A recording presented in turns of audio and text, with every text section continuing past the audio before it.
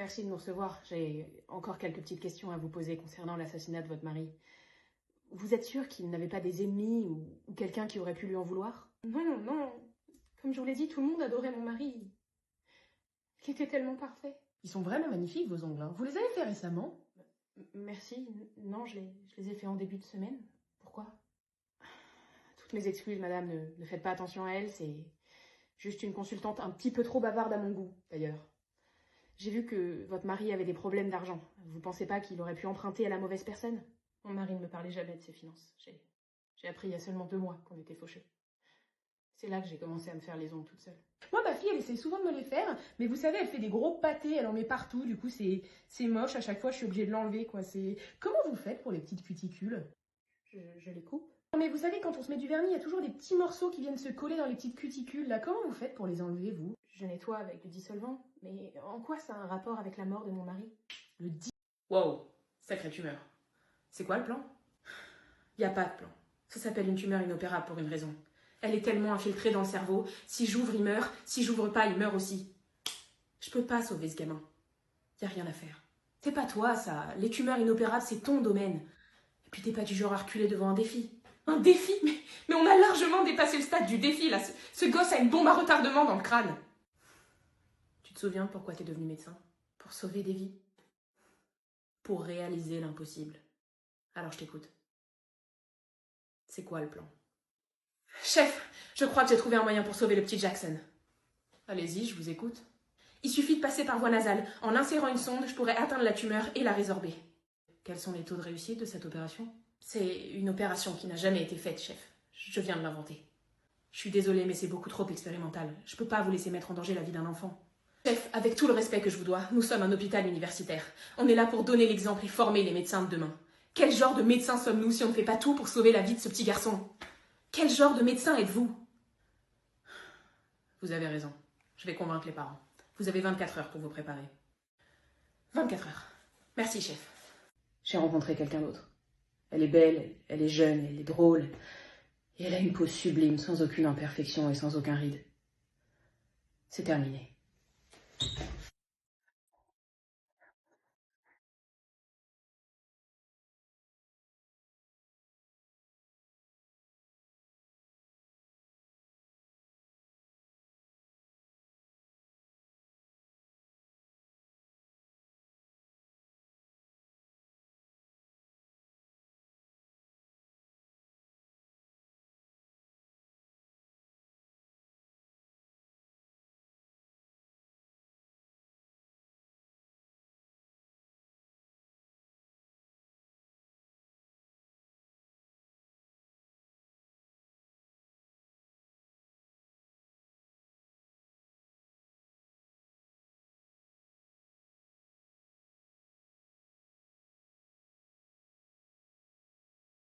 Quoi? Je sais pas, je sais pas ce qu'on mange ce soir. Je sais pas, voilà. Je viens de rentrer du travail, j'ai eu une longue journée, je suis fatiguée. Toi, tu es à la maison depuis quelle heure? Depuis 16 heures, voilà. Depuis 16 heures, t'aurais pas pu penser à ce que tu voulais manger ce soir? Peut-être aller faire des courses? Hein? Bah non, parce qu'il y a marqué quoi là? Il y a marqué boniche sur mon front? Hein? Il y a marqué boniche? On s'en fout, maman elle va le faire, maman elle va s'occuper de tout, hein? Parce que personne ne sait rien faire sans moi. Tu sais, maman elle sera pas là quand tu feras tes études, hein. Donc je serai pas là pour te faire à manger, hein? Je sais pas, t'es grand, voilà, débrouille-toi.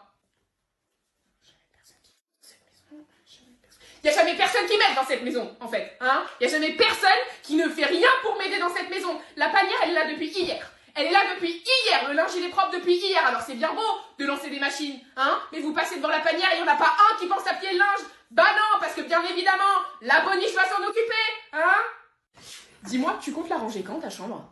Tu comptes la ranger? Tu as vu le bordel que c'est, ta chambre? On dirait une déchetterie. Moi, ça fait 1 semaine que je te dis de rendre, 1 semaine que je suis derrière toi pour que tu ranges ta chambre. Tu comptes le faire quand, en fait? Hein? Tu comptes le faire quand? Bah non, tu vas pas le faire. Bah non, monsieur, il va pas le faire, bien évidemment, parce que maman la boniche, elle va passer derrière pour tout ranger, et bah la boniche, elle en a marre. Voilà, la boniche, elle en a marre, la boniche, elle est fatiguée. Donc ce soir, voilà, vous vous démerdez sans moi, moi je vais me coucher, j'en peux plus. Bonjour. T'es qui? Mathilde? Non. Si? Non. Si? Non.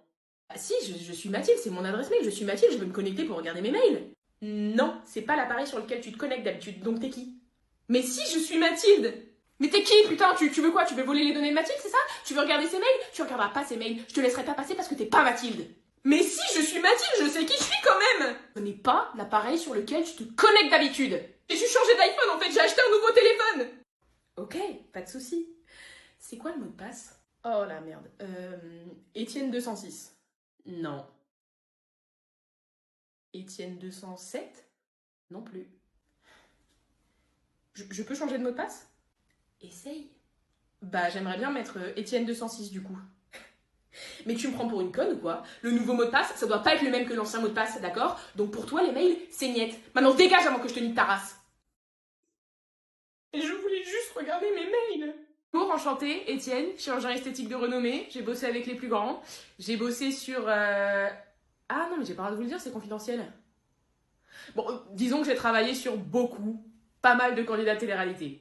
Ma toute première opération, oui, ah ouais, je m'en souviens, ouais, c'était un BBL, donc on avait retiré toute la graisse du ventre et puis on avait tout injecté à l'arrière, c'était un boulot monstre, hein. J'avais fait un... Oh, le rendu était sublime, c'était une femme aux longs cheveux noirs, si vous voyez de... Vous voyez de qui je parle? Ouais, les gens en ont pensé quoi un peu? C'était quoi les retours sur mon travail, sur... Elle a dit que c'était grâce à la pizza. Non, vous vous foutez de moi là. Non, si, vous vous foutez de moi. Non, j'ai passé 12 heures au bloc. 12 heures au bloc, hein, 12 heures sur mes pieds. Et à l'époque, je connaissais pas les semelles orthopédiques. Je vous raconte pas l'état de mes talons. Non, mais rassurez-moi, les gens n'ont pas cru, hein, parce que ça existe pas une pizza qui fait maigrir du ventre et grossir les fesses. Bah non, ça existe pas parce que sinon je serais au chômage. Et les autres, ils disent quoi un peu? Parce que j'ai refait pas mal de nez, j'ai implanté pas mal d'abdos, tout ça, des pecs. Qu'est-ce que ils disent quoi un peu? Que c'est grâce au sport et au maquillage. Ils se foutent de ma gueule! J'ai fait 12 ans d'études. 12 ans d'études, je me suis endettée à vie pour ouvrir un cabinet sur les Champs-Élysées, tout ça pour qu'on réduise mon travail à du make-up et du sport. J'aurais dû faire dentiste, mais j'aurais dû faire dentiste comme il m'avait dit mon père, mais pourquoi je l'ai pas écouté? Moi je vous le dis, je bosse plus jamais avec un candidat télé-réalité. Non, terminares, c'est des ingrats. Bonjour agent 27, bienvenue au QG. C'est toujours un plaisir de venir ici. Vous avez des nouveaux gadgets sous vos yeux? Je commence la présentation? C'est bien pour ça que je suis là, non? Rouge à lèvres laser. Classique, mais indémodable. Bague espion en titane, dotée d'un micro capable de capter des fréquences à plus de centaines de kilomètres. Avec ça, vous pouvez entendre votre femme se plaindre de vous, même si vous êtes au fin fond de l'Australie. Si seulement j'avais pu avoir ça avant mon divorce. Lunettes à rayons X, dotées d'une intelligence artificielle. Elles sont aussi connectées à absolument toutes les agences du monde. Peu importe qui vous cherchez, les lunettes vous aideront à trouver. Plutôt classe. Et ça, c'est quoi? Un stylo. Stylo laser, je suppose? Non, un quai de couleur basique que j'utilise pour noter mes idées. Ah ouais, ok. Et pour finir, notre dernière création, un lance-roquette dissimulé dans une attelle. Pratique, discret, mais surtout létal. Une attelle lance-roquette? Rien n'arrête votre imagination, à ce que je vois. Mon travail est de rendre vos missions plus simples. Et vous le faites comme un chef. Bonne chance pour votre mission, agent 27. Merci. J'essayerai de tout vous ramener en un seul morceau. Jarvis, combien de personnes sont sur le pont? 27, monsieur. Est-ce que j'aurai le temps de tous les sauver avant que le pont ne s'écroule? Vous n'avez que 30 secondes. C'est court, mais j'ai pas vraiment le choix. Comment faire pour que mon crush tombe amoureux de moi? Très bien. Refais ce calcul, mais change les constantes. Et dis-moi ce que ça donne. Tu travailles sur quoi?